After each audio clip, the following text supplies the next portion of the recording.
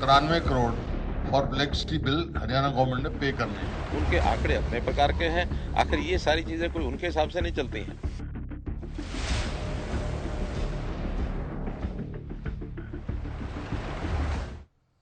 नमस्कार, मुद्दा देख रहे हैं आप और मैं हूं आपके साथ ज्योति सांगवान।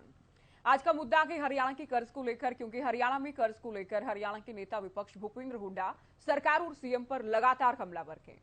विधानसभा के बजट सत्र में आपने देखा ऋण का मुद्दा खूब गूंजा, तो एक बार फिर से भूपेंद्र हुड्डा ने 4,23,000 करोड़ से अधिक का कर्ज हरियाणा पर बताया कि नेता विपक्ष ने आरोप लगाए तो सीएम की ओर से पलटवार भी किया गया कि सीएम ने हुड्डा पर गलत आंकड़े पेश करने, गुमराह करने के आरोप लगाए। साथ ही साथ हुड्डा सरकार के आंकड़े भी भूपेंद्र हुड्डा को याद दिलाए।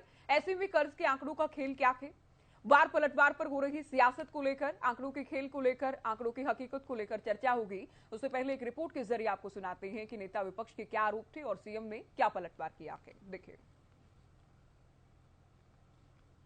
अब वो आंकड़े मालूम नहीं कहां से लाते हैं। तुम ठीक कर दो, सुधारो, किसलिए बैठे हो यहाँ तुम? हरियाणा में कर्ज का मुद्दा विधानसभा के बजट सत्र में गूंजा, तो अब भी कर्ज पर सियासत जारी है। कर्ज पर सीएम और नेता विपक्ष सदन में आमने सामने नजर आए। कर्ज के आंकड़ों पर दोनों ही तरफ से आरोप लगे। वहीं सत्र के बाद भी कर्ज के मुद्दे पर सियासत शिखर पर है।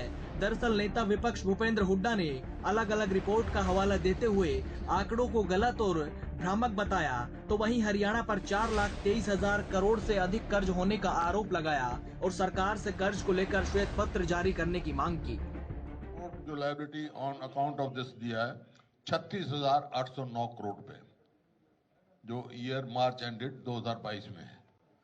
As per past trend generally 3 से 4,000 करोड़ इंक्रीज हो रहा है हर साल में। तो इसका मतलब अमाउंट जो है it is likely to go 44,000, 44,000 हो जाएगा। Public account deposit small thing का जो है। इसके अलावा loan taken by state P public enterprises, ये जो है 21-22 का जो है वो 47,211 करोड़ है। और ये मैं नहीं कह रहा, ये चीफ मिनिस्टर की खुद की असेंबली की स्टेटमेंट है कि करोड़ के बदले वर्तमान में 47,211 करोड़ आ गए हैं। इसके अलावा एडिशनल लायबिलिटी जो है वो 46,193 करोड़ डिस्कॉम को for electricity bill Haryana government ने पे करने हैं। वहीं नेता विपक्ष के आरोपों पर सीएम ने तीखा पलटवार करते हुए न केवल हुड्डा के आंकड़ों को सवालों के घेरों में लिया, बल्कि वहीं हुड्डा सरकार के दौरान कर्ज के आंकड़ों को लेकर भी हुड्डा पर जमकर हमला बोला। उनके आंकड़े अपने प्रकार के हैं। आखिर ये सारी चीजें कोई उनके हिसाब से नहीं चलती हैं। इसमें रिजर्व बैंक ऑफ इंडिया भी है, इसमें FRBM का जो रेशो होता है वो भी देखते हैं, इसमें CAG की रिपोर्ट्स भी हैं, इसमें रिजर्व बैंक के आंकड़े भी हैं। सब आंकड़े हैं, आप स्वयं अध्ययन करेंगे आपको ध्यान में आएगा। हम बहुत से प्रदेशों से अच्छे हैं और उनके समय से भी कई बातों में अच्छे हैं। हमारा प्रति कैपिटा इनकम आज सबसे ज़्यादा है। आज हमारा जो GST कलेक्शन है पर कैपिटा वो सबसे ज़्यादा है। आज हमारे यहाँ इंडस्ट्री निवेशक वो यानी फर्स्ट जिसको कहना चाहिए प्रेफरेंस, उनके डेस्टिनेशन की वो हरियाणा बना हुआ है। हरियाणा लोकेशनल एडवांटेज भी हमको है। हम बहुत सी चीज़ों में ईज ऑफ डूइंग बिजनेस में फर्स्ट 3 स्टेट्स में हम आए हुए हैं। तो हमारे यहाँ जितनी प्रगति हो रही है, क्योंकि अब उनको कुछ मिलता नहीं है, अपने ही आंकड़ों को कई बार वो झूठा साबित करते हैं। वो कहते हैं 2014 में उन्होंने 71,000 करोड़ रुपया ये कर्ज छोड़ा था। मेरा कहना है कि इसी बात पर बहस कर लें, वो 98,000 करोड़ रुपया था, ना कि 71,000 था। पहला फैसला अगर वो कर लेंगे तो उसमें से 27,000 करोड़ के आंकड़े को अगर वो ठीक कर लेंगे तो फिर वो कितना होगा कितना नहीं होगा। हमारी अपनी जो SOTR है, स्टेट ओन टैक्स रेवेन्यू, वो लगातार बढ़ रहा है और उसके कारण से हमारे गाँव में शहरों में जो हम उसका परसेंटेज देते हैं वो कहीं ज़्यादा देते हैं। आज गाँव में शहरों में विकास के नाते पैसा भेजने में कहीं कोई कमी नहीं है। इसलिए उनके चौके समय में GSDP वो जो स्टेट का था वो मात्र 3 लाख था। अब हमारे यहाँ अभी 8 साल के बाद वो जीएसडीपी लगभग 10 लाख करोड़ रुपए से आगे बढ़ गया। तो जो 3 लाख करोड़ से 10 लाख करोड़ रुपया बढ़ा है, अकॉर्डिंगली वो सबकी सारी सिस्टम बढ़ेंगे ही। उसमें से बजट भी हमारा बढ़ा है। उस समय का उनका बजट 60,000 करोड़ रुपया था, आज हमारा बजट 1,83,000 करोड़ रुपया है। तो ये सारे साइज जब बढ़ते हैं उसमें से हर चीज़ का ध्यान रखना चाहिए। इसलिए आंकड़ों में कहीं भी वो हमको उलझाएंगे, हम उलझने वाले भी नहीं हैं। उनके पास और कुछ है नहीं, इसलिए आंकड़ों के खेल में ताकि जो समझ में ना आए कुछ भी बोलते। जाहिर है कर्ज इन दिनों हरियाणा की सियासत के केंद्र में है। कर्ज पर सीएम और पूर्व सीएम अपने अपने आंकड़ों के साथ एक दूसरे पर वार कर रहे हैं। हुड्डा कर्ज को लेकर श्वेत पत्र की मांग कर रहे हैं तो सरकार हुड्डा पर जनता को गुमराह करने के आरोप लगा रही है। ऐसे में सवाल ये है कि कर्ज पर हरियाणा की तस्वीर क्या है, दोनों तरफ के दावों और आरोपों की हकीकत क्या है। सवाल तो ये भी है कर्ज को लेकर आंकड़ों का आखिर ये खेल क्या है। News desk, Haryana news. Haryana में कर्ज का खेल क्या है, आज का सवाल जो है वो हम पूछने का प्रयास करेंगे। क्या आंकड़ों का ये खेल चल रहा है, क्या आरोप प्रत्यारोप की सच्चाई है, कर्ज पर सरकार ठीक बोल रही है या विपक्ष के जो आरोप हैं, कांग्रेस के भूपेंद्र हुड्डा के जो आरोप हैं उनमें दम है। हुड्डा के दावों में दम कितना है, क्योंकि बार बार वो आंकड़े पेश कर रहे हैं, सरकार श्वेत पत्र जारी करने की मांग कर रहे हैं। तो कर्ज के आंकड़ों का खेल क्या है, आंकड़े मेल क्यों नहीं खा रहे। और भूपेंद्र हुड्डा तो कहते हैं कि आरबीआई के, कैग के, हरियाणा सरकार के आंकड़े मेल नहीं खा रहे, नीति आयोग के, सीएमआई के, आरबीआई के आंकड़े मेल नहीं खाते। तो इन आरोपों की हकीकत क्या है और सरकार जो कह रही है उन आंकड़ों का जो सच है वो हम जानने का प्रयास करेंगे। तो चर्चा की शुरुआत करेंगे कुछ खास मेहमानों के साथ। आज के सवाल हमने आपको दिखाए हैं, क्या क्या सवाल आज रहने वाले हैं जिनका हम उत्तर लेने का, जवाब लेने का प्रयास करेंगे।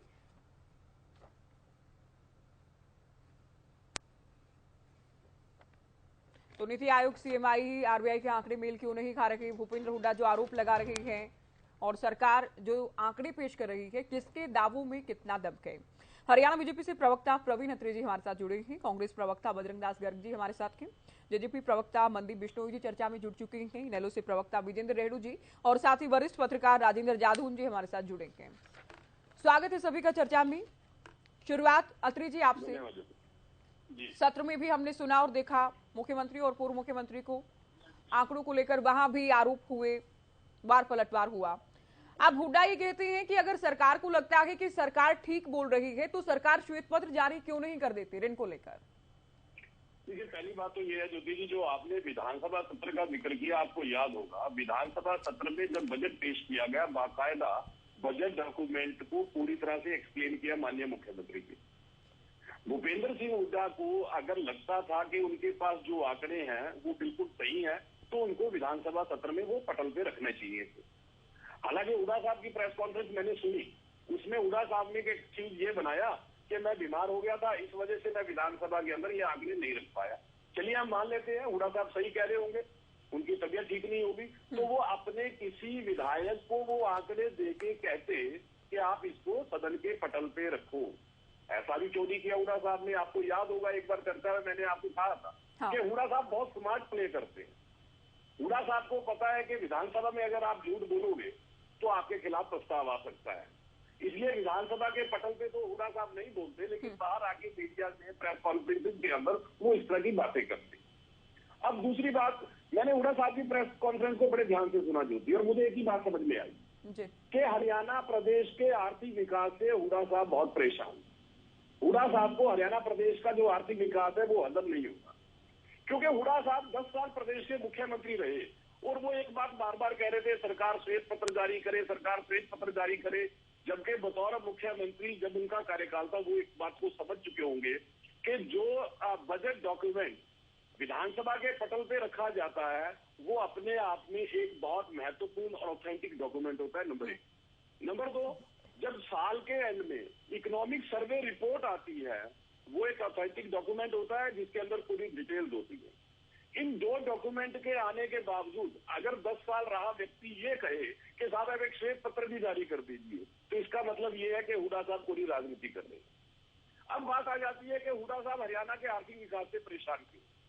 अगर हुड्डा साहब के 10 साल के कार्यकाल को ज्योति जी आप देखेंगे, हुड्डा साहब यहाँ पे खेल खेल रहे हैं। वो लगातार ये बात कहते हैं कि हरियाणा के ऊपर कर्ज बढ़ गया, हरियाणा के ऊपर कर्ज 4 लाख हो गया। हुड्डा साहब ऋण को और लायबिलिटीज को दोनों को आपस में मिक्स करके घालमेल करके जनता को भ्रमित करने का प्रयास कर रहे हैं। मैं नहीं मानता कि हुड्डा साहब को इस बात की जानकारी नहीं होगी कि ऋण क्या होता है और लायबिलिटीज क्या होती है। देखिए, हम सबको पता है कि ऋण वो होता है जब कोई सरकार किसी फाइनेंशियल इंस्टीट्यूशन से या दूसरी सरकार से उधार पैसा लेती है, वो ऋण की कैटेगरी में आता है। लेकिन लायबिलिटी जो होती है, जिसको हम देनदारी कहते हैं, हम अकाउंट्स की भाषा में, मुझे लगता है जो लोग अकाउंट्स की भाषा समझते हैं उनको पता लेकिन होगा। हुड्डा सरकार, प्रवीण अत्री जी, हुड्डा सरकार जब प्रदेश पे गई तो हम उस वक्त की भी जब भी बात करते हैं, जो देनदारियां छोड़कर गई उनका भी हम जिक्र करते हैं। ये नहीं, देखिए, देनदारियों का जिक्र नहीं करते, यही तो हुड्डा साहब ने बड़ा स्मार्ट प्ले किया। अच्छा, एक तो पहला आपको याद होगा जब हुड्डा साहब अपने सरकार के टाइम के कर्ज की बात करते हैं तो लगभग 70,000 करोड़ रुपया या 68,000 करोड़ रुपया इस तरह की बात करते हैं। लेकिन जो बिजली कंपनियों ने कर्ज ले रखा था उसका वो जिक्र नहीं करते। लगभग 98,000 करोड़ रुपए का कर्ज अगर बिजली कंपनियों के कर्ज को ठीक है सर, मुझे आप ये समझाएं प्रवीण अत्री जी, मैं बीच में आपको टोक रही हूँ कि सीएम को भी हमने सुना 71,000 करोड़ अगर भूपेंद्र हुड्डा मानते हैं, 27,000 करोड़ का भी जिक्र करें, यानी कुल मिलाकर ये आंकड़ा हो जाएगा 98,000 करोड़। तो अगर 98,000 करोड़ मान लिया जाए हुड्डा सरकार के वक्त का, तो क्या भूपेंद्र हुड्डा का अब ये 4,23,000 करोड़ भी माना जाएगा? क्योंकि देनदारियां वो भी ऐड कर रही हैं, देनदारियां आप लोग भी। ना वो नहीं, अंतर है। देखिए, मैं समझाता हूँ। जो बिजली कंपनियों का है वो देनदारी नहीं, वो ऋण था। देनदारी क्या होती है हमें वो समझना पड़ेगा। ठीक है।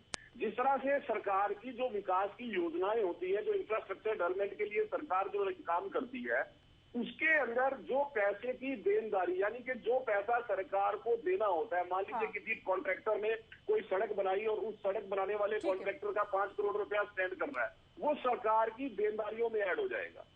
सरकार जो सब्सिडीज देती है, वो सब्सिडी का प्रोविजन किया हुआ है कि 1 साल के अंदर किसानों को बिजली सब्सिडी मान लीजिए 10,000 करोड़ रुपया देनी है या 5,000 करोड़ रुपया देनी है, वो सरकार की देनदारियों में खड़ा हो जाएगा। तो जो भी सर्विस प्रोवाइडर्स हैं, जो सप्लायर्स हैं, ठीक है, उनको सप्लायर्स हैं, उनको जो पैसा देना होता है वो देनदारियों में खड़ा हो जाता है।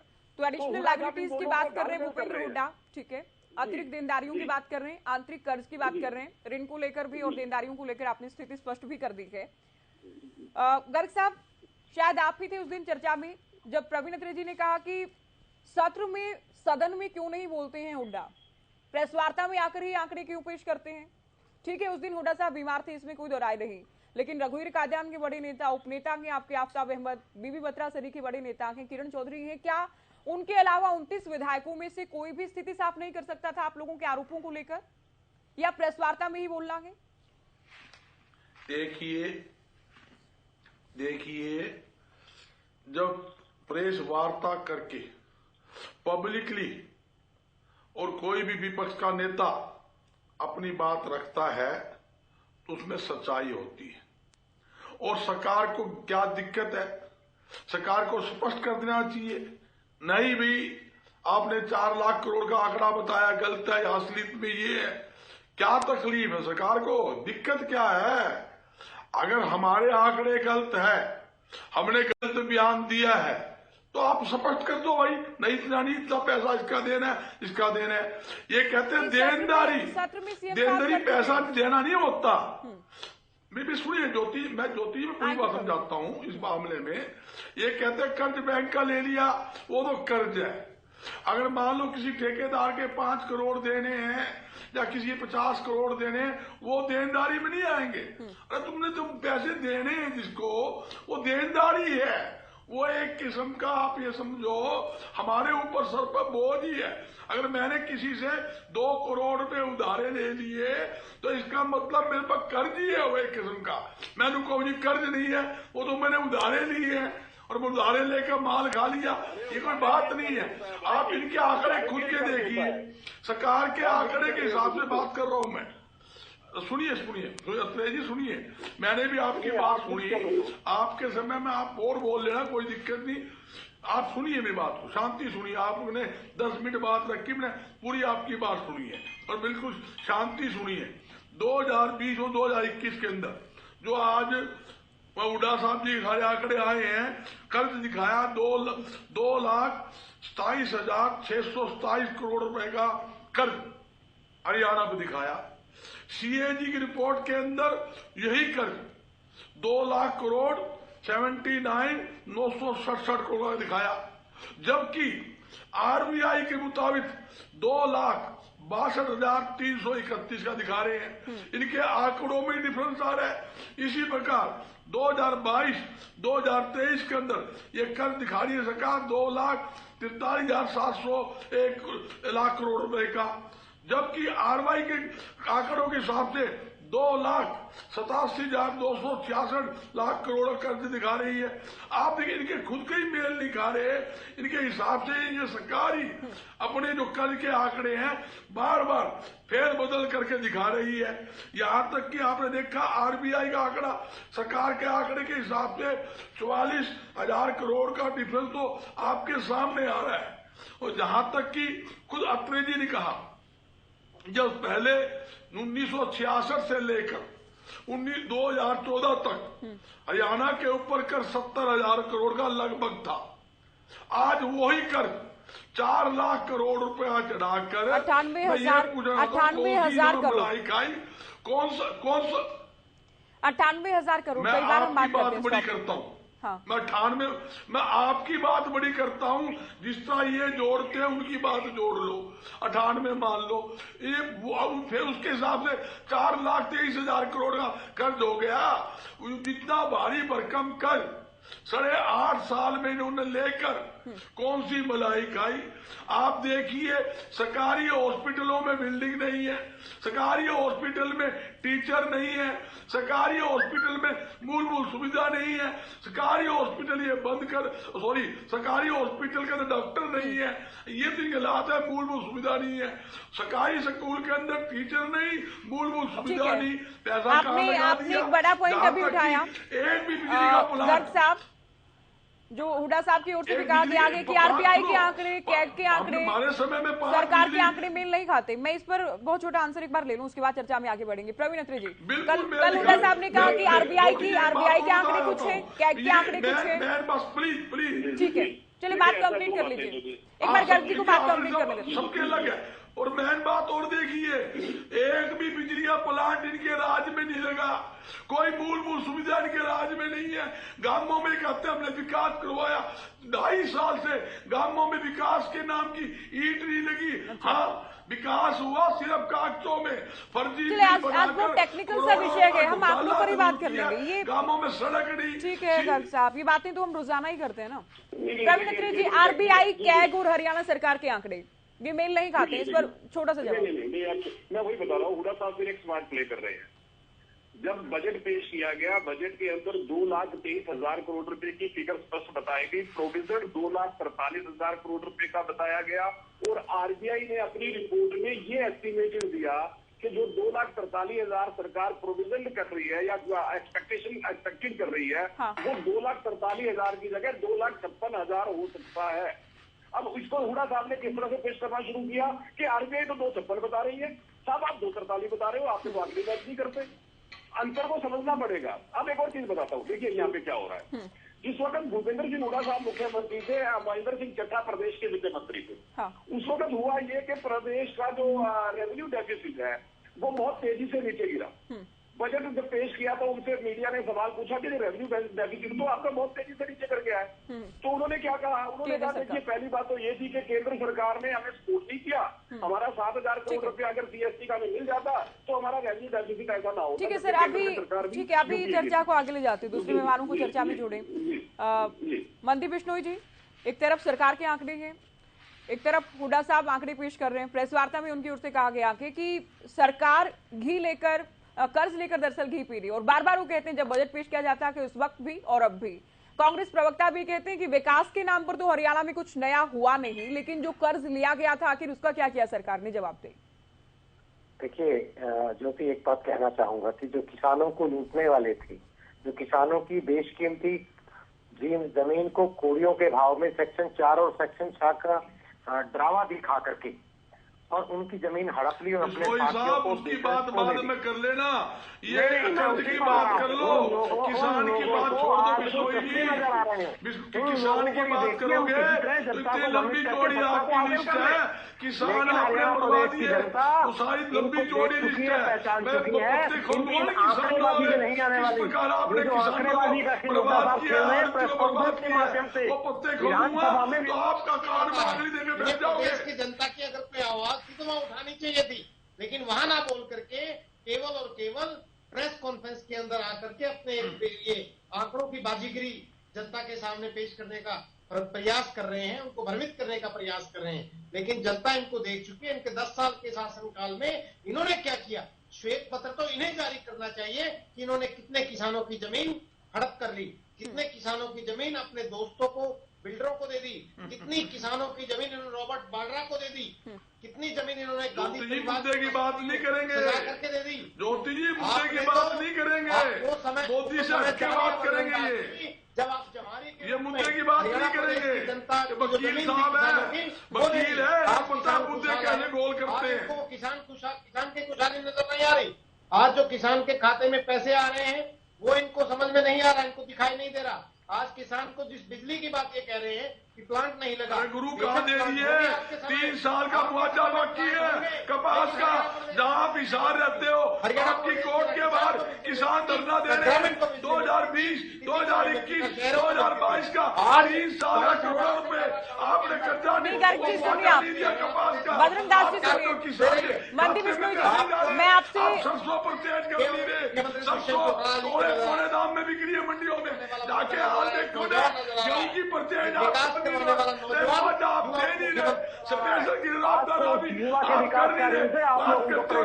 बजरंग दास जी, आप सुने, अभी सुन लीजिए आप। नहीं चलने वाली बजरंग, अगर आंकड़ों की बाजीगरी की आप बात कर रहे हैं मनदीप जी, नहीं गर्ग साहब, ये क्या है सर, ये क्या तरीका है? आप क्यों बोल रहे हैं? आपको पूरा समय दिया गया था। आप सुने, मैं रिक्वेस्ट कर रही हूँ आपसे, आप शांति से सुने। मंदी बिश्नोई जी, अगर आप लोगों बात कर रहे हैं, ये किसानों की बात पे लिया है, कर्जे का बात छोड़ के बोलते हैं हमने मुआवजा दे दिया। कौन सा मुआवजा दिया? अभी आप दोनों विषय पर बात करेंगे। पहली चीज ये, नहीं बजरंग दास जी, मैं आपको अलाउ नहीं करूंगी सर, आप बोलते रहेंगे लगातार। ये क्या तरीका है सर, आप खुद समझे। मजबूर है, कोई इनको रोक थोड़ी सकता। आदत नहीं मंजीत भाई, क्यों नहीं झूठ मत बोलो, झूठ बोलने का हुआ काटे। अगर ये झूठ बोल भी रहे तो दर्शक डिसाइड कर लेंगे। पहली बात, आपको समय दिया जाए, इस वक्त आप बोलिएगा। मनदीप बिश्नोई जी, मनदीप जी, अगर जेजेपी को लगता है कि भूपेंद्र हुड्डा झूठ बोल रहे हैं तो आप भी आंकड़ों के साथ बताएंगे किस तरह से झूठ बोल रहे हैं। कौन सा आंकड़ा आपको लगता है गलत है? अगर ये आंकड़े सही होते तो ये विधानसभा में रखते, अगर ये आंकड़े सही होते विधानसभा में रखते, केवल और केवल मनगढ़ंत बातें करके प्रेस कॉन्फ्रेंस के माध्यम से जनता के सामने इस प्रकार का रख के, और ये आंकड़ों की बात नहीं, आंकड़ों में क्या गलत है, कुछ तो आप बताएं। देखिए ठीक है, ये तो बहुत बेसिक सी बात है कि विधानसभा में रखते, लेकिन किस तरह से गलत है? जो कैलकुलेशन की गई है, जो गणित लगा रहे भूपेंद्र हुड्डा, उसमें क्या गलत है, आप बता दें। देखिए, वो प्रवीण अत्रेजी ने बड़े विस्तार से आप लोगों के सामने बता दी सारी की सारी बातें। दोबारा सुन करके मैं इस चैनल का समय जाया नहीं करना चाहता और ना ही उचित समझता। एक ही बात को रिपीट करना बार बार अच्छा नहीं होता। मैं तो केवल ये कहूंगा कि हुड्डा साहब विपक्ष के नेता है और विपक्ष के नेता के नाते या तो वो स्वयं या उनका कोई प्रतिनिधि विधानसभा में ये बातें रखते, क्योंकि बजट वहां पेश हुआ था, सारी की सारी चीजें वहां हुई थी, जो ऑथेंटिक डॉक्यूमेंट था वो वहां पे रखा गया था। क्यों नहीं वहां पे सारी बातें रखी गई? अपने समय में जो 10 साल में इन्होंने जो जमीनों का जो लूट मचाया था उसके बारे में श्वेत पत्र जारी करें, ताकि जनता इनको कहीं ना कहीं इनकी बातें नजर आए कि क्या किया इन्होंने। प्रदेश के अंदर सड़कों का जाम बिछा हुआ है, गाँवों के अंदर 5,000 से ज्यादा गाँवों के अंदर 24 घंटे बिजली मिल रही है, एयरपोर्ट बन रहा है। फिर वही बात कह रहा हूँ कि आंकड़ों में मत कीजिए, आप सही तरीके की बात कीजिए। कहाँ जमीन खरीदेगी? पूरी की पूरी जमीन सही तरीके जो की जमीन मंजूरी एयरपोर्ट होगा। के लिए आप अधिकृत की गई बताइए, है वो सारी की सारी एयरपोर्ट सरकारी के साथ जमीन किसने वो सारी की सारी सरकारी आपने तलवंडी के अंदर रास्ता बंद किसने एक तो तलवंडी की बात आप रोजाना बोलते हैं और मंत्री बिश्नोई जी आप जिस दिन भी जुड़ते हैं आप ये जमीनों वाली बात हमेशा बोलते हैं। आप लोग विषय पर बात कीजिए, आप लोग विषय पर बात किया कीजिए सर, समय नहीं होता बात करने के लिए। आप लोगों की झूठ की राजनीति नहीं चलने वाली, सारी जमीन झूठ और आंकड़ेबाजी की बजरंग दास जी की आपको म्यूट कर दिया जाए, बिल्कुल नहीं चलेगी इनकी आंकड़ेबाजी की जादूगरी। आपको म्यूट कर दिया जाए सर, आपको चर्चा नहीं होने देंगे। ये आरोप लगाते हैं मार पे जमीन खाने की, जमीन ये लेते हैं। नहीं तो झूठ बोल दिया क्या? आरोप थोड़ी लगा रहे हैं, आरोप तो सत्य चलिए साबित है। मनदीप जी और बजरंग जी को तुरंत म्यूट किया जाए, दोनों को म्यूट किया जाए। रेड्डी साहब, एक तरफ सरकार के दावे हैं, सरकार एक जो आंकड़ा पेश करती है, दूसरी ओर हुड्डा आंकड़ा पेश कर रही है, इन्हें लोग कैसे देखते हैं दोनों ही आंकड़ों को? बड़े खेद का विषय है किस प्रकार से सत्ता पक्ष वाले बड़ी बड़ी बातें कर रहे हैं और झगड़ा कर रहे हैं। और मुद्दा क्या है कि प्रदेश के ऊपर कर्ज कितना बढ़ता जा रहा है प्रति वर्ष, बहुत ही गंभीर विषय है। और हरियाणा प्रदेश के ऊपर जिस प्रकार से प्रति वर्ष कर्ज बढ़ता जा रहा है, इसका कोई न कोई कारण तो सरकार को बताना ही चाहिए। ये बहुत ही खेद की बात है कि जिस प्रदेश की सरकारें अपना कर्ज उतारने के लिए कर्ज लेती हों, तो उससे ज्यादा किसी प्रदेश का खेद का विषय क्या होगा? विनाश तो मैं नहीं कहूंगा, लेकिन कहीं न कहीं प्रदेश को भारी नुकसान होता है। अब देखिए 2020-21-22 के बजट में इन्होंने 56 लाख करोड़ कर्ज लिया 55 लाख कर्ज उतारने के लिए। अब ये 64 लाख कर्ज ले रहे हैं केवल कर्ज उतारने के लिए। ये आंकड़े सही है या गलत है, ये एक अलग विषय है ज्योति जी, लेकिन ये प्रति वर्ष 50-60 हजार करोड़ का कर्ज लेकर के ये सरकार क्या इस प्रदेश को बिल्कुल ही जहां देश में शर्मिंदा करने का काम कर रही है, वहीं इसके विकास को प्रभावित करने का काम क्यों किया जा रहा है, इसको नीचे ले जाने का काम क्यों किया जा रहा है? विचारणीय विषय मैं ये ज्यादा मानता हूँ। इंडियन नेशनल लोकदल पार्टी की जब हरियाणा प्रदेश से सत्ता जाती है, उस टाइम लगभग 8,000 करोड़ रुपया खजाने में छोड़ करके जाते हैं, और वो उस 8,000 के साथ साथ आज लगभग 3.25 लाख करोड़ कर्ज के नीचे हरियाणा प्रदेश को डुबोने का काम किया। आखिर ये पैसा कहाँ गया? प्रदेश की जनता को हक बनता है पूछने का। एक तो सरकार कहती है कि बजट का जो अमाउंट है, बजट की अब जो राशि है उस पर भी फिर बात की जाए, और दूसरा क्या इनेलो पार्टी ये मानती है कि 3.25 लाख करोड़ का अभी कर्ज है हरियाणा पर? क्योंकि हुड्डा साहब तो 4.25 लाख करोड़ का बता रहे हैं करीब। और अगर आप लोग मानते हैं कि 3.25 लाख करोड़ का है, तो आप लोगों का गणित क्या है? आप लोग क्या क्या काउंट कर रहे हैं?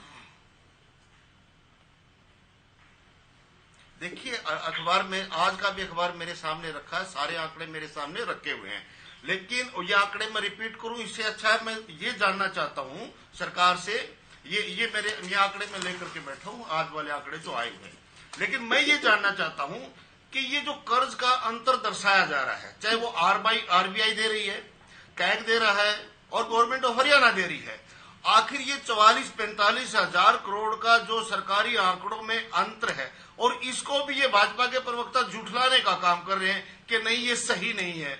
और आरबीआई ने तो ये कहा कि अनुमानित इतना हो सकता है। अरे भाई प्रदेश की जनता पढ़ी लिखी है, आप कह रहे हो अनुमानित इतना हो सकता है। आरबीआई ने ये कहा, आरबीआई ने ये नहीं कहा, आरबीआई ने ये कहा कि इतना कर्ज है। ये जो आंकड़ों की घालमेल है ऊपर नीचे आ रही है, तो जनता को इसमें अविश्वास तो पैदा होता ही है। जनता जानना चाहती है आखिर सच्चाई क्या है। अगर सच्चाई जानना चाहती है जनता, तो सरकार को क्या दिक्कत है श्वेत पत्र जारी करने में? कितना कर्ज लिया गया है, किस किस मद के लिए लिया गया है? एक तो इनको पीछे नहीं हटना चाहिए। दूसरी बात, जो ये कहते हैं जो कर्ज लिया, क्या उस कर्ज को आपने कैपिटल इन्वेस्टमेंट में किया है? कहीं कर्ज लिया है कोई बात नहीं, विकास के लिए अगर ले भी लिया तो कम से कम उस कर्ज का कैपिटल इन्वेस्टमेंट होना चाहिए। और उसी लिए कर्ज के द्वारा इनकम करके सदन में सीएम जो आंकड़े पेश करें, इकोनॉमिक सर्वे की भी बात कर रहे हैं, बजट की बात करें, बजट डॉक्यूमेंट की बात करें, इकोनॉमिक सर्वे की बात करें, सीएम जो जवाब दे रहे हैं, क्या सदन के भीतर कही गई बात पर यकीन ना किया जाए?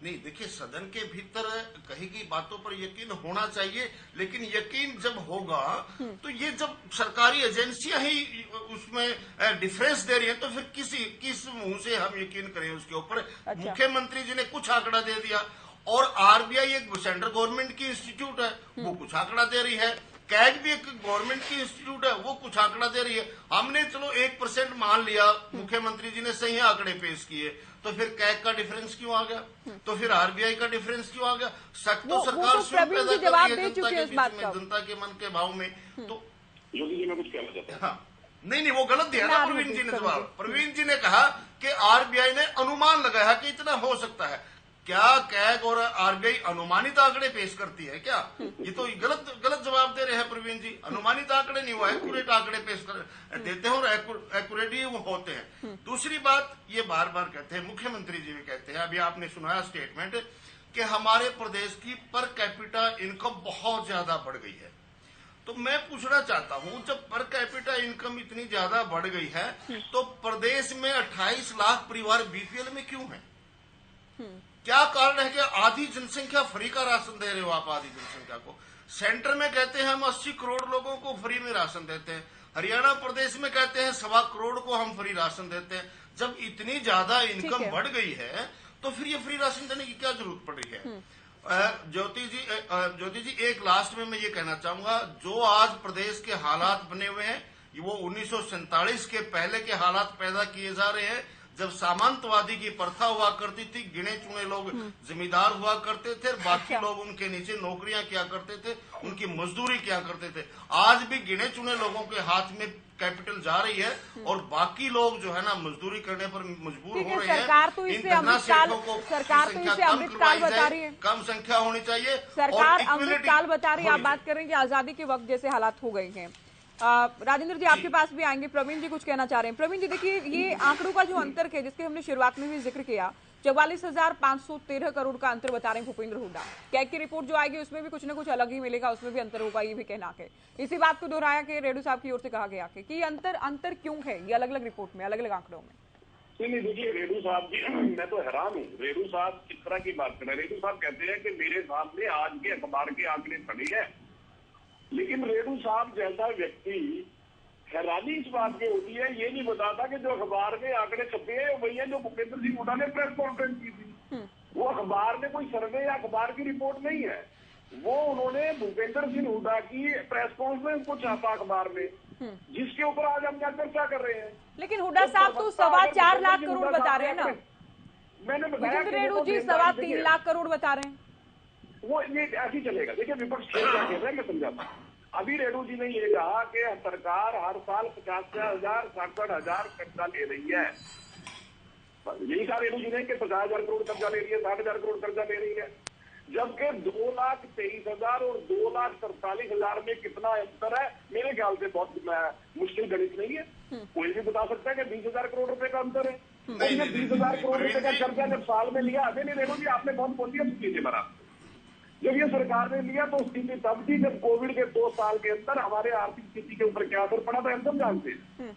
ये सरकार तो वो है जिसके आर्थिक प्रबंधन की वजह से कोविड काल जैसे मुश्किल समय के अंदर भी हरियाणा प्रदेश की अर्थव्यवस्था टिकी रहे और हरियाणा के हर नागरिक को सरकार द्वारा चलाई गई सामाजिक सुरक्षा योजनाओं का लाभ मिलता रहे, वो इस सरकार ने करके दिखाया। दूसरी बात देखिए, इन्होंने एक और गजब बात किया रेडू साहब ने, मैं तो थोड़ा हैरान हूँ रेडू साहब के तर्कों के ऊपर। रेडू साहब एक तर्क देते हैं कि साहब ठीक है आप कर्ज ले रहे हैं, कोई बात नहीं, लेकिन आपने जो कैपिटल इन्वेस्टमेंट क्या किया? हालांकि गलत बोलते कैपिटल एक्सपेंडिचर होता है, इन्वेस्टमेंट नहीं होता। रेडू साहब ने अगर मनोहर लाल जी द्वारा पेश किए गए किसी भी बजट को देखा होगा तो मुझे लगता है ये तर्क ना देते। किसी बजट के अंदर इस सरकार ने कैपिटल एक्सपेंडिचर के तौर पे, रेडू जी नोट कर लो, 57,878 करोड़ रुपए रखे हैं कैपिटल एक्सपेंडिचर के तौर पे, और पिछला बजट उठा लेना, इसी सरकार ने लगभग 47,000 करोड़ रुपया कैपिटल एक्सपेंडिचर के तौर पे रखा था। अभी आएंगे रेडू साहब, मैं नहीं राजेंद्र जी की नहीं ओपनिंग स्टेटमेंट में इनकी नहीं हो पाई, उसके बाद रेडू साहब 5 सेकंड में अगर आप बात कहें। सिर्फ 5 सेकंड। हाँ बिल्कुल, 2022 के बजट में टोटल लोन था अपने ऊपर 2,43,789 crore, to be paid now 56,346 crore देना था, 55,000 करोड़ लिया गया और टोटल जो है ना 31.79% हमारे बजट का लोन पेमेंट में जा रहा है। ये आपने 2022 आपने एक बात कह दी है, 5 से अधिक भी हो गए हैं। प्रवीण जी आप भी रुके अभी, एक्सपेंडिचर नॉन फिक्स एक्सपेंडिचर यही तो बजट होता है। ठीक है विजेंद्र जी आप भी रुके। देखिए राजेंद्र जी भी काफी देर से इंतजार कर रहे हैं, इनका समय भी चिंतित है, पहला जवाब भी इनका नहीं हो पाया है। हुड्डा साहब के शब्दों में अगर कहें जादून साहब, हरियाणा सरकार के पास दैनिक खर्च चलाने के लिए बजट नहीं है, क्योंकि अब जो बजट पेश किया गया 1,09,122 करोड़ रुपए की आय है सरकार के पास, जो कि हुड्डा साहब कह रहे हैं। खर्च 1,26,071 करोड़ के, यानी 16,949 करोड़ रेवेन्यू डिफिसिट है, जो कि कहना है भूपेंद्र हुड्डा का। तो एक तरफ तो सरकार कह रही है कि ऐतिहासिक कार्य हो रहे हैं, ऐतिहासिक तौर पर विकास हो रहा है, विकास की रफ्तार बेहद तेज है। हुड्डा साहब का कहना है कि बजट जो पेश किया गया कि अब सरकार के पास रूटीन के काम करने के लिए, दैनिक कार्य करने के लिए भी पैसा नहीं है, बजट नहीं है। देखिए ऐसा है कि नेता प्रतिपक्ष की जो दलील है, एक तो आंकड़े, जो इस तरह के आंकड़े मुख्यमंत्री हाउस में कुछ अलग आंकड़े पेश कर रहे हैं, नेता प्रतिपक्ष कुछ और आंकड़े पेश कर रहे हैं। वो तो कह रहे हैं कि जल्दी ही जो है ये इस प्रदेश का कर्ज जो है 4.5 लाख करोड़ होने जा रहा है, वो तो ये कह रहे हैं जल्दी।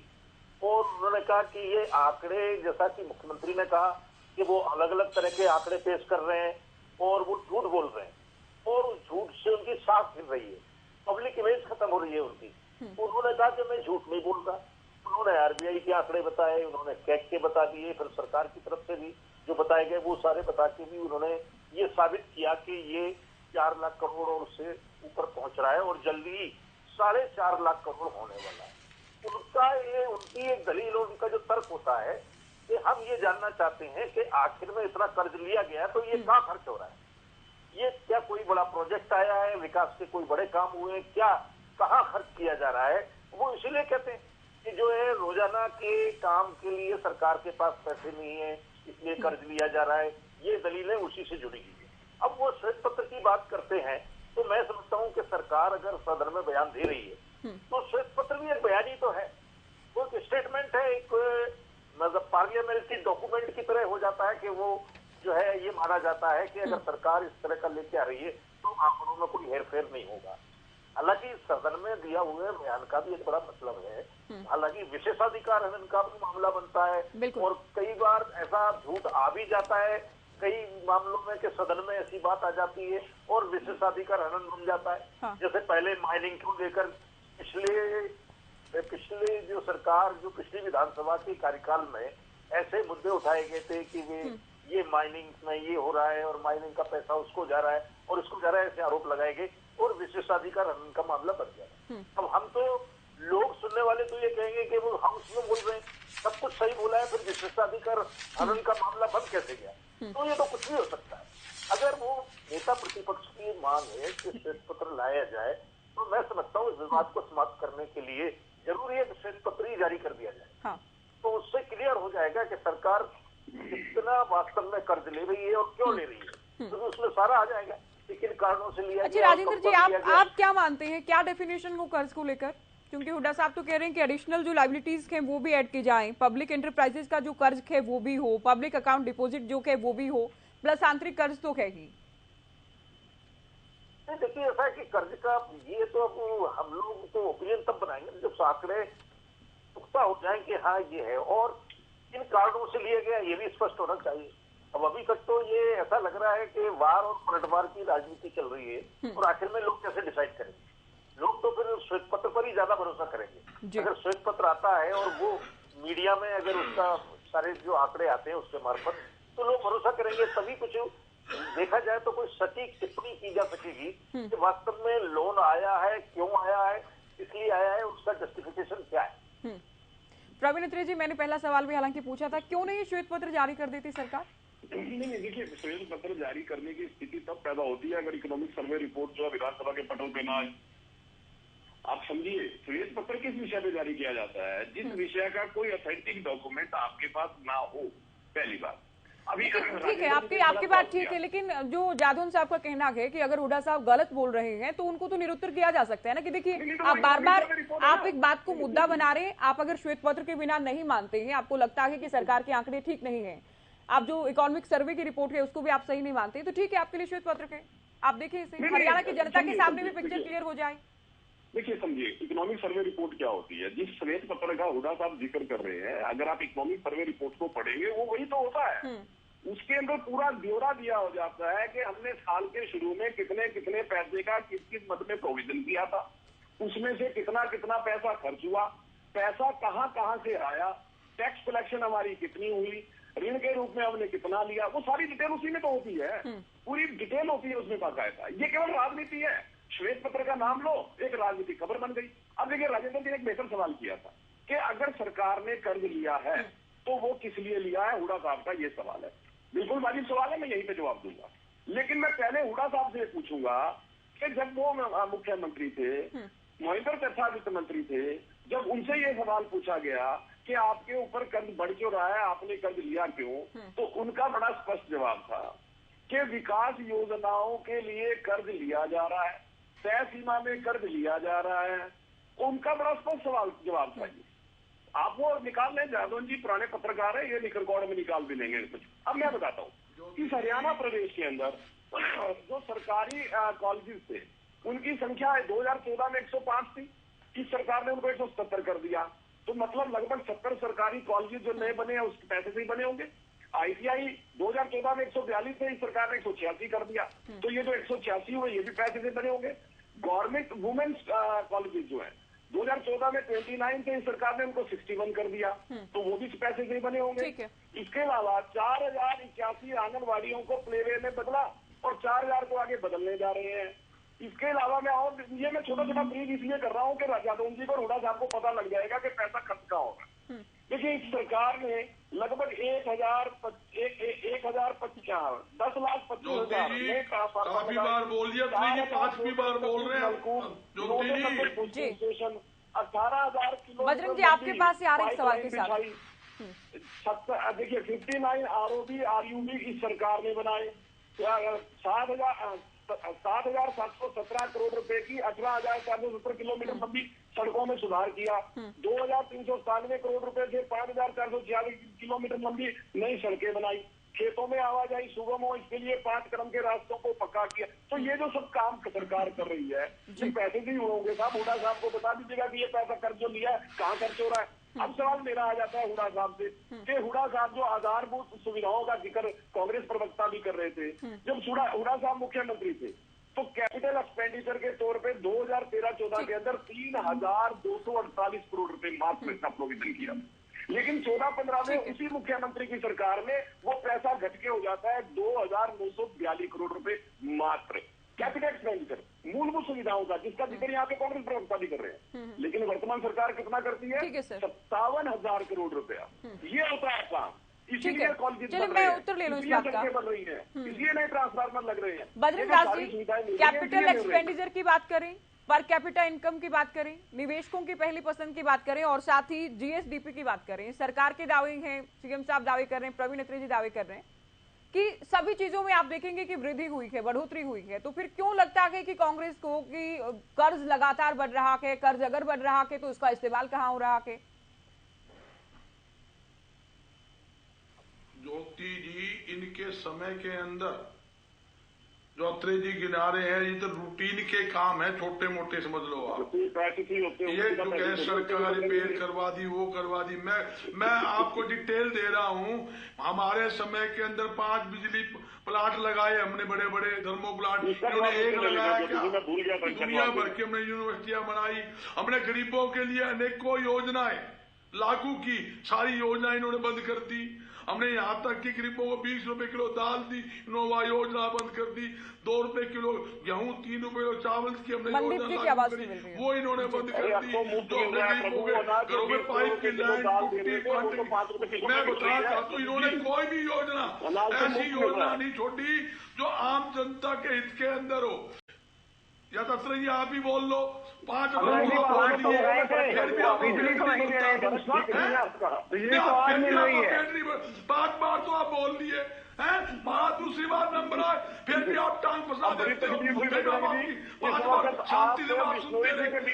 आप ये बताइए, आपने जो पहला भारी भरकम आप बार हुड्डा साहब कह रहे थे, हुड्डा साहब को बता देना या पैसे यहाँ खर्च हो रहे, या आप 3 लाख करोड़ पे खर्चोगे। बजरंग जी देखिए, आप भी प्रवीण जी से सवाल पूछ रहे हैं, मैं भी उनसे सवाल कर रही हूँ, रेणु साहब भी उन्हीं से सवाल पूछ रहे हैं, जादून साहब ने भी उनसे सवाल पूछा।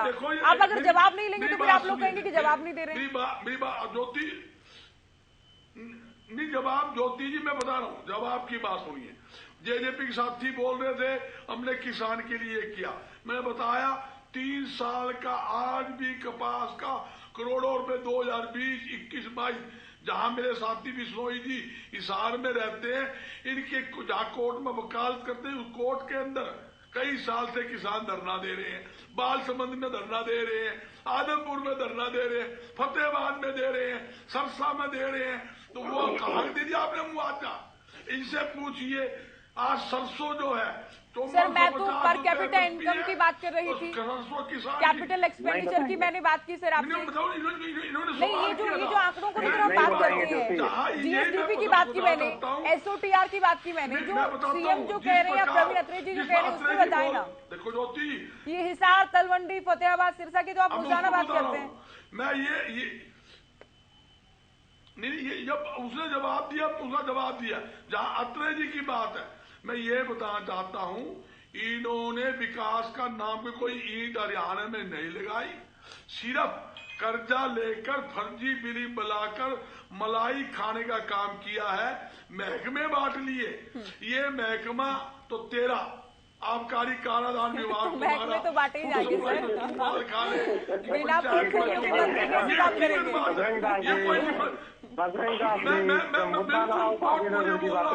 ये सारे घोटाले मैं पूछना चाहता हूँ, जितने घोटाले हुए हैं, ये सरसों घोटाला हुआ, धान घोटाला हुआ, ये खनन की जो बात करते हैं, खनन घोटाला हुआ, रजिस्ट्री घोटाला हुआ, ये कैसे हो गया? ये सिर्फ इन्होंने घोटाले किए,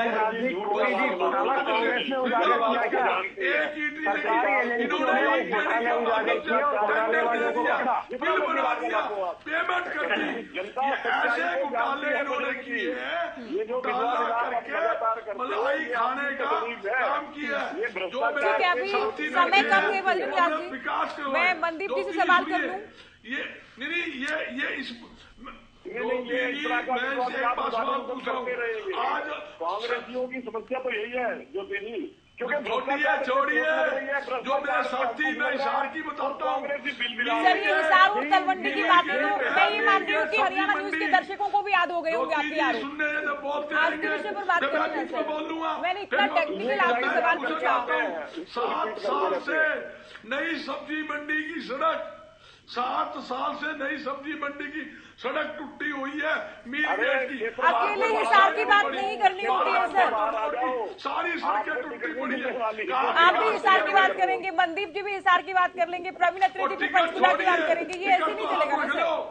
हरियाणा की बात कर रहे हैं आप, नहीं आप अभी तो रुके, आप प्लीज रुके, अभी मैं आपसे निवेदन कर रही हूँ, आप रुके, बात नहीं करोगे, नहीं सर ऐसे नहीं चलेगा। मनदीप जी, जब बात होती है राजकोषीय घाटे की, तो भूपेंद्र हुड्डा कहते हैं 2013-14 में ये एसजीडीपी का 2.07% था, 2022-23 में बढ़कर 3.2% हो गया के, और वास्तविक खर्च की जब बात होगी तो ये 3.35% बढ़ जाएगा, यानी राजकोषीय घाटा लगातार बढ़ रहा के। देखिए, मैं पहले भी कह चुका हूँ कि वो बार बार ये कह रहे हैं कि सीएम साहब ने और सरकार की तरफ से गलत आंकड़े पेश किए गए और उनके बारे में वो बात कर रहे हैं। जब वरिष्ठ पत्रकार हमारे साथ है, उन्होंने कहा कि अगर विधानसभा में कोई बात गलत कहता है तो विशेष अधिकार हनन का मामला बनता है, उनको वहां ये बात उठानी चाहिए थी। जिस आंकड़ेबाजी की ये बात करते हैं और बार बार बजरंग जी एक ही बात कहते हैं, इन्होंने 3 बार 5 बिजली प्लांटों का जिक्र कर दिया। मैं कहता हूं कि बिजली प्लांट तो लगाए कमीशन खाने के लिए, लेकिन हरियाणा प्रदेश के लोगों को बिजली नहीं मिली। बिजली आज भारतीय जनता पार्टी और जननायक जनता पार्टी गठबंधन की सरकार है। 5,000 से ज्यादा गाँव के अंदर 24 घंटे बिजली मिल रही है। आज बिजली मिल रही है। आज बिजली कंपनियों पर किसी प्रकार का कर्ज नहीं है, वो घाटे में नहीं है। आज शहरों में पूरी बिजली मिल रही है, गाँव में पूरी बिजली मिल रही है, किसानों को पूरी बिजली मिल रही है। बजरंगबाजी सुनने का मादा रखिए, आप सुनने का मादा रखिए। आप जमीन के लुटेरों के प्रवक्ता हो, पिता पुत्र जमीन के लुटेरे हैं और उनकी दाल नहीं गलने वाली। कितनी ही आंकड़ों की बाजीगरी सबने पता है, दोनों भाई जमीन खा गए, दोनों भाई जमीन खा गए। बात कर रहे हैं सर, आप भी हर एक डिबेट में एलिगेशन लगाते हैं, जमीन को लेकर आप हर एक डिबेट में बात करते हैं। मैं राजकोषीय घाटे को लेकर जानना चाह रही हूँ। ना तो राजकोषीय घाटा है ना कोई बात, अच्छा है ही नहीं, केवल आंकड़ों की बाजीगिरी कर रहे हैं, इसके अलावा कुछ भी नहीं उनके पास। ठीक है, मैं अभी विजेंद्र जी आपसे सवाल पूछते हुए, जो राजकोषीय घाटे को लेकर बात हो रही है, दूसरी ओर बात ये हो रही है कि विकास की रफ्तार बढ़ रही है, पर कैपिटा इनकम बढ़ रही है, तो दोनों तरफ से, एक तरफ से सरकार की ओर से दावे हैं, दूसरी ओर कांग्रेस पार्टी की ओर से यानी मुख्य विपक्षी पार्टी की ओर से आरोप हैं, क्या कहेंगे? देखिए, राजकोषीय घाटे को कंट्रोल करना चाहिए, ये भी एक अच्छा संकेत नहीं होता है। राजकोषीय घाटा बढ़ना सरकार को अपने खर्चों को कम करना चाहिए। जैसे विकास की बात के ऊपर मैं बात करूंगा, प्रवीण जी बहुत ही सुलझे हुए और बहुत ही समझदार प्रवक्ता है और मैं बड़ा सम्मान भी करता हूं इनका, लेकिन जब झूठ बोलते हैं तो हमें बुरा भी लगता है। अच्छा। अभी इन्होंने बताया कि 270 हरियाणा प्रदेश में कॉलेज बना दिए, 270 कॉलेज बना दिए, लेकिन मैं बताना चाहता हूं कि 13/3/2022 को हरियाणा प्रदेश के शिक्षा मंत्री का बयान है। प्रवीण जी बात सुनो, 170 का है, 270 नहीं कहा। आप 270 गलत बोल गए होंगे, गलत बोल गए होंगे। 170 चलो 170 नहीं 171 है, वैसे मैं बता दूं, एक कम बताया, 171 है। और 171 में से प्रवीण जी 46 कॉलेज प्राइवेट बिल्डिंगों में चल रहे हैं। जो बात मैं कहना चाहता हूं, ये विधानसभा में हमारे माननीय शिक्षा मंत्री का दिया हुआ आंकड़ा है कि 171 में से 46 कॉलेज आज भी प्राइवेट बिल्डिंगों में चल रहे हैं और वो पहले से ही चले आ रहे हैं। और आप कह रहे हो कि हमने नए कॉलेज इतने बना दिए, उनके ऊपर हमने कर्ज लेकर के वो कर्ज हमने वहां पर खर्च कर दिया। आप कह रहे हो कि हमने रोडों के ऊपर कर्ज लेकर के रोडों पर कर्ज खर्च कर दिया। आप किसी भी शहर के अंदर की एक भी सड़क दिखा दो जो रिपेयर हुई हो। नहीं मिल पा रहे राजकोषीय घाटे पे अगर थोड़ा सा बता दो, राजकोषीय घाटे एक भी सड़क दिखा दी जो दीजिए जो आपने रिपेयर की हो। केवल और केवल पैसे लूटने का काम आप लोगों ने किया है, जो कि नहीं किया जाना चाहिए था। प्रवीण जी, हरियाणा प्रदेश की जनता का पैसा है, ये आपका कोई पैसा नहीं है।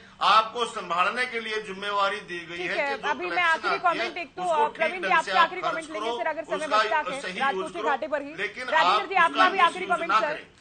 हुड्डा साहब बार बार बहुत समय से कह रहे हैं कि कर्ज में डूबा के हरियाणा, और लगता है कि चुनाव के वक्त भी इस मुद्दे को लेकर जनता के बीच जाएंगे कि कर्ज तो बहुत लिया लेकिन विकास नहीं किया। हेलो जी, आखिरी कमेंट आपका। हाँ, देखिए ऐसा है कि चुनाव का मुद्दा तो फिर विपक्ष बनाना ही चाहता है, इसको चुनाव तक लेके जाएंगे वो। तो सरकार को चाहिए कि वो स्पष्ट कर दे, क्योंकि चुनाव में उसको भी जाना है, वो मुख्यमंत्री भी जनसंवाद भी कर रहे हैं। तो ऐसी स्थिति में वो जो है इस दौर में इस तरह का एक भ्रम का वातावरण बना हुआ है। कुछ लोग भरोसा करेंगे, कुछ लोग सरकार पर भरोसा करेंगे, कुछ विपक्ष पर भरोसा करेंगे। तो वास्तविक स्थिति के लिए मैं मानता हूं कि श्वेत पत्र को जारी कर देना चाहिए, उससे स्थिति स्पष्ट हो जाएगी और सारे आंकड़े और ये बात ही खत्म हो जाएंगे। फिर तो इसमें सारा स्पष्ट हो जाएगा कि कर्ज वास्तव में कितना आया है और ठीक है सर।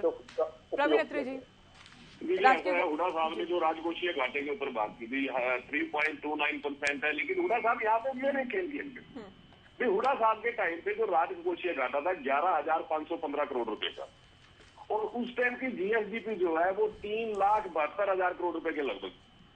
अब मुझे लगता है जो श्रोता है वो भी 11,515 करोड़ को 3,72,000 करोड़ के ऊपर परसेंटेज निकाल ले तो पता लग जाएगा उस टाइम राजकोषीय घाटा कितना था, 3.70%।